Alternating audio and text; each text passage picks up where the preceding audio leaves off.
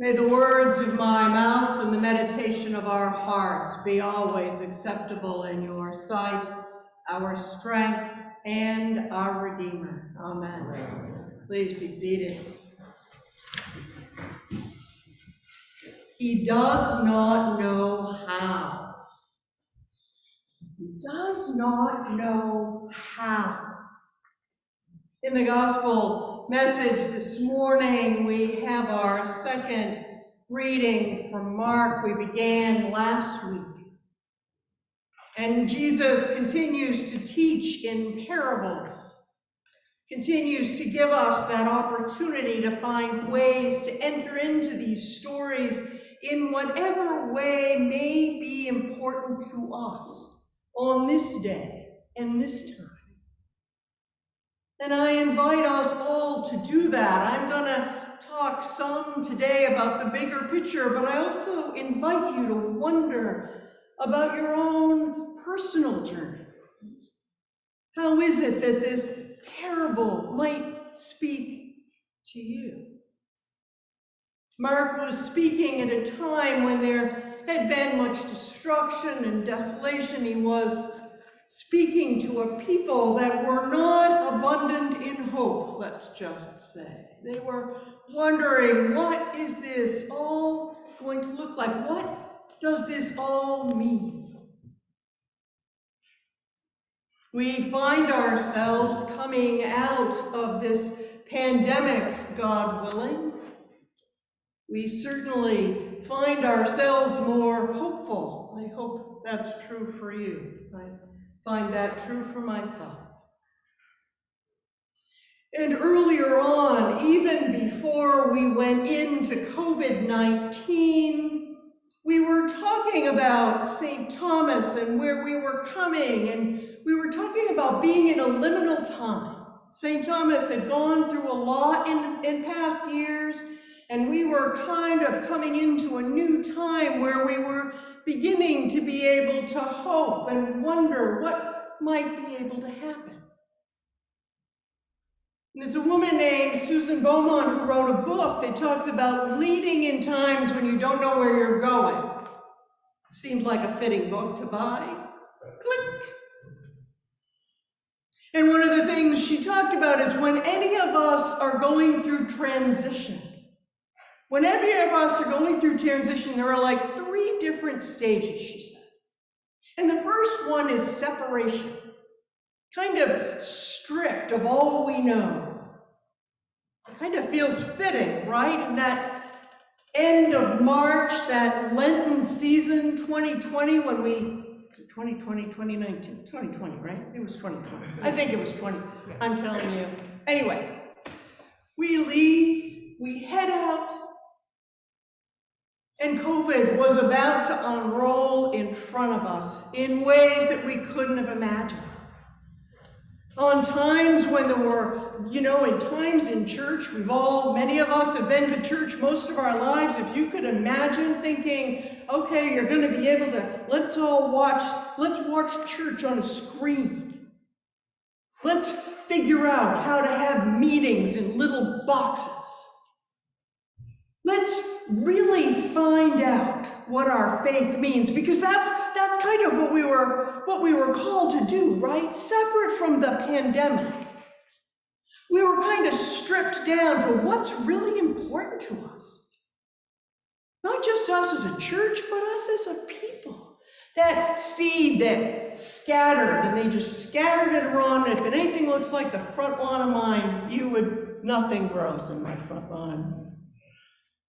Please don't ask me. You will have to hear a long epistle about how long I have tried to make stuff grow in my front lawn. With God's help, something will grow someday, but I think I'm going to need to hire some help. But that's another story. In the parable this morning, the seeds go out, and the people go to sleep.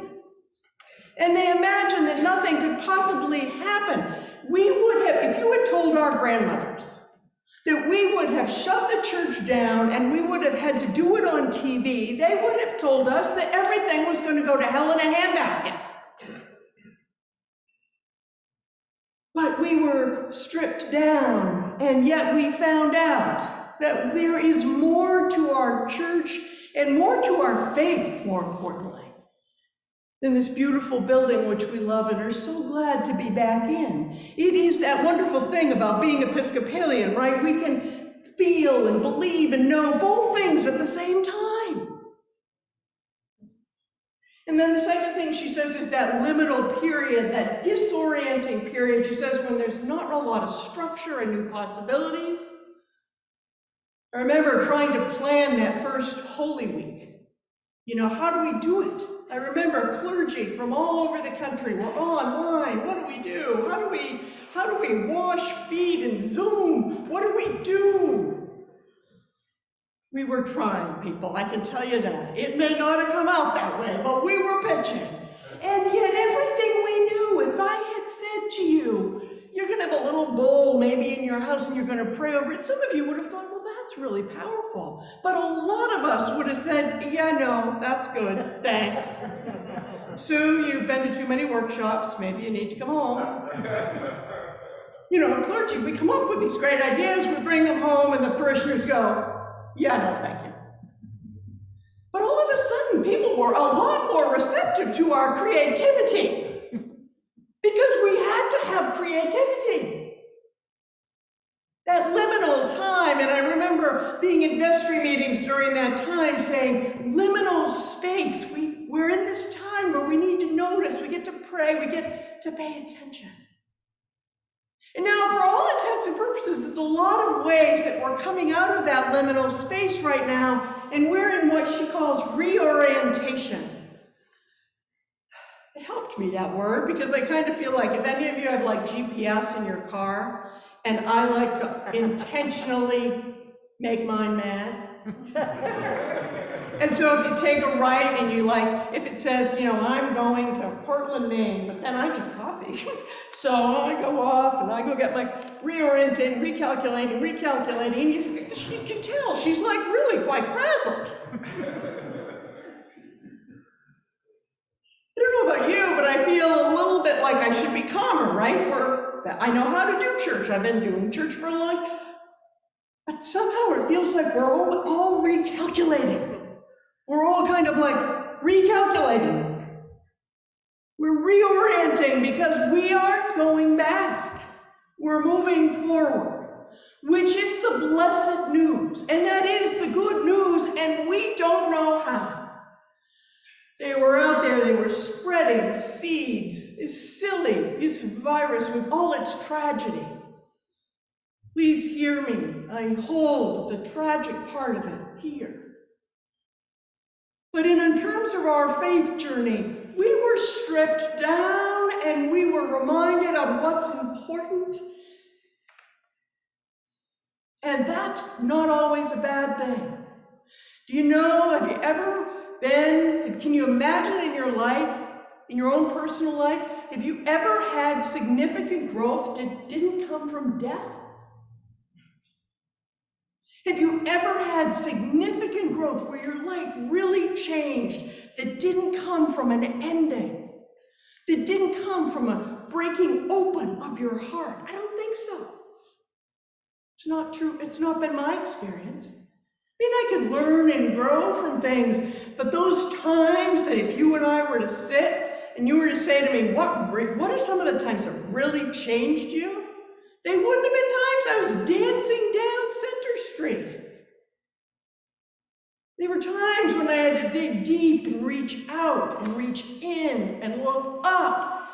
That's when we're changed, and we are reorienting because we don't really know what this is going to feel like when we land. And that's okay, because we're not supposed to know. God knows. Mainline Protestant traditions have been talking for years about how we are declining and dying. We were declining and dying because we did church the way we'd always done it. We were cemented to our pews. We were cemented to our traditions. We were sure that we knew. Not us. I'm not talking particularly about us. Although, let's be very clear, the Episcopal Church has some of its sacred cows.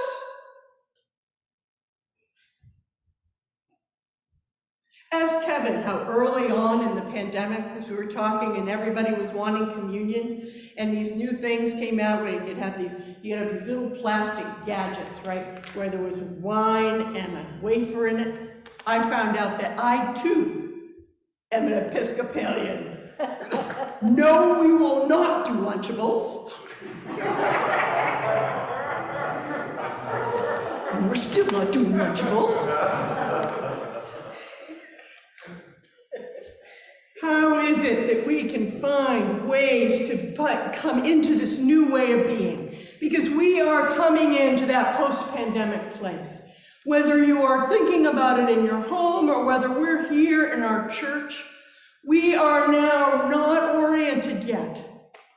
It is getting easier. There are many places where we can go without masks. We are starting to make our way. People are like, well, you know, there are some people that can it's just like a switch, and that's terrific. But for most of us, this isn't just a switch. For most of us, this is a process. Because for 14 months, we were told if we wore a mask, then we wouldn't kill you, and we wouldn't die ourselves, or at least we had the possibility of not doing that. It's kind of a process to let that go, don't you think? We weren't used to that. So we get to notice that we're reorienting and that we get to do it in ways that we feel comfortable and safe, ways that work in our life, and most importantly, ways where we care about the other. Because we have learned so much about ourselves and our faith. There's another book, because you can only imagine, any of you that know about any of these things can imagine the number of books that are being written for the church about what to do next. It's exhausting, but that's another story.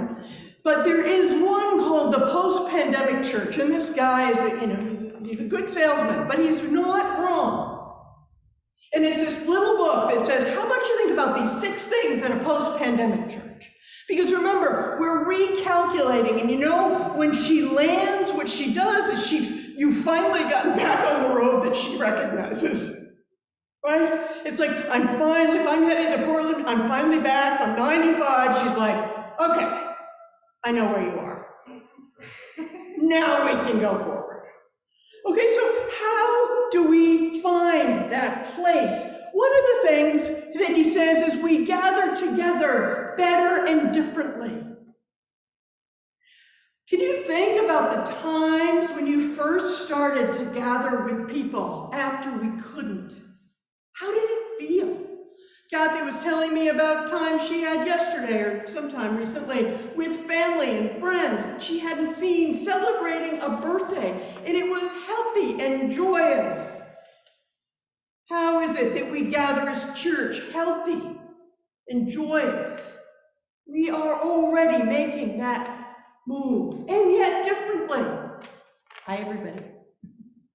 And yet differently, because we will forever be online now. Because there are people like B and Ed, and I'm going to come visit you, Ed, I promise, because I get to meet Ed now.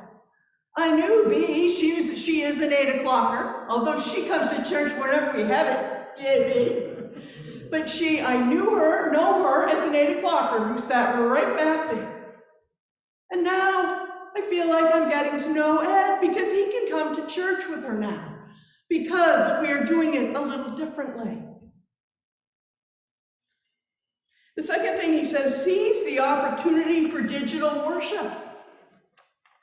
We're doing that too. It doesn't need to be either or. It can be both and. For a long time during the pandemic, it was only digital, and you showed up. Not just Sunday morning. We've had more participation in book study than we ever have. People have showed up for book study. People have showed up for all different kinds of things because they maybe didn't like to drive at night. But, well, we could do it on our computer. It doesn't need to be about a pandemic. We can be both and. How is it that we can open our imaginations? If I had said to you, we are going to be doing a book group on Zoom, I may have had a few people. First of all, it would have been like Zoom. That was a show when I was a kid, dating myself again. I did that already once today. And now it's like people are like, okay, I don't really love technology, but boy, it's a lot better than not. And that was a really great book. Reconnect with community, world near your church. We're hoping to do that more and more. There's a new book that's come out that we will be doing a book study about, being cracked open by the church. Catherine has already read it. We're already looking at ways that we can continue to be out there, things that we had already talked about doing, but now we can. This next one is one I love, and is take prayer more seriously and powerfully. We have prayed like crazy during this time. We have prayed every morning together. We have prayed together at meetings. We have prayed together. Those seeds were spread out. Those seeds were spread out, and sometimes you tend them, and sometimes you don't. But as we think about it, and of course there are other suggestions, but I want to recalibrate. I want us to recalculate, because as we sit here this morning in our pews, the first thing we get to do is give thanks, because God has brought us back into our blessed space. And with God's help and your help and the vestry and all kinds of people, it is in good shape and is ready to welcome us. We are doing things new. If we were doing this before, who knew we needed a technology team? But we do, and it works, and it's okay. It's a good thing. God is showing up. Mark was preaching to a people that were not sure about whether or not there was hope to be seen, where or not they were going to be able to do church or come to know God. We have found and know and reaffirmed that God is everywhere. God is everywhere, and that we, when we gather together, no matter where we gather or how we gather, that spirit becomes more powerful and more palpable. If you are feeling tired or a bit weary, even though you're feeling grateful and relieved, it's okay. There's a lot of people that are talking right now. What we have lived through, it's like we're kind of finally getting to the place where we can breathe a little bit and go, oh. And then, of course, the summer. And Episcopalians aren't big summer church people historically.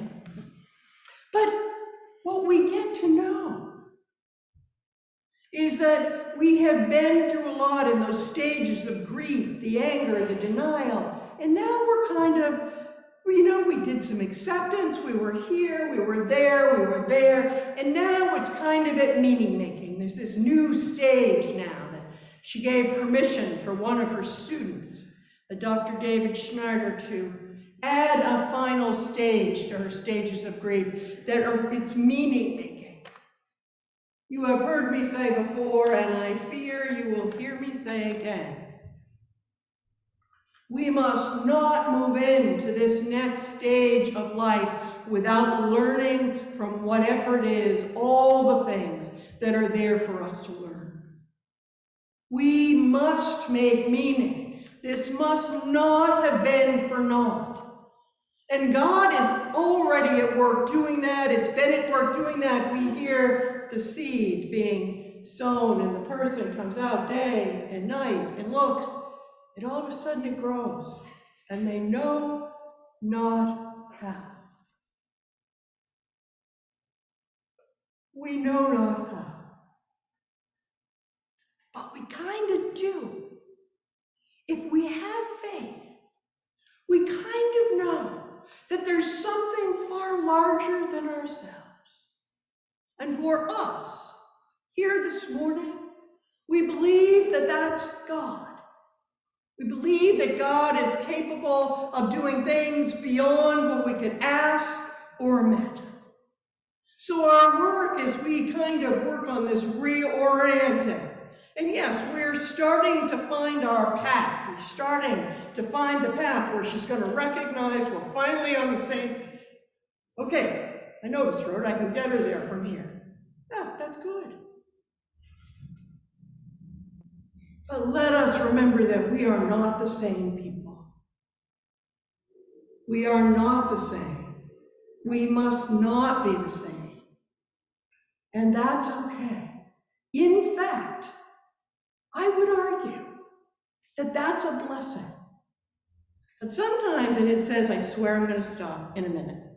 Sometimes it says, if you look at the gospel this morning, it doesn't say it happens fast. It says that it happens. First, there it is. First the stalk, then the head, and then the full grain. So remember that this reorienting, this moving down the path, this post-quarantine life and church and way of being, this is going to take our participation, but it's also going to take time, and be gentle with yourself. Give thanks, be grateful, notice God in your midst, and let us remember that in the scriptures it says, he didn't know how.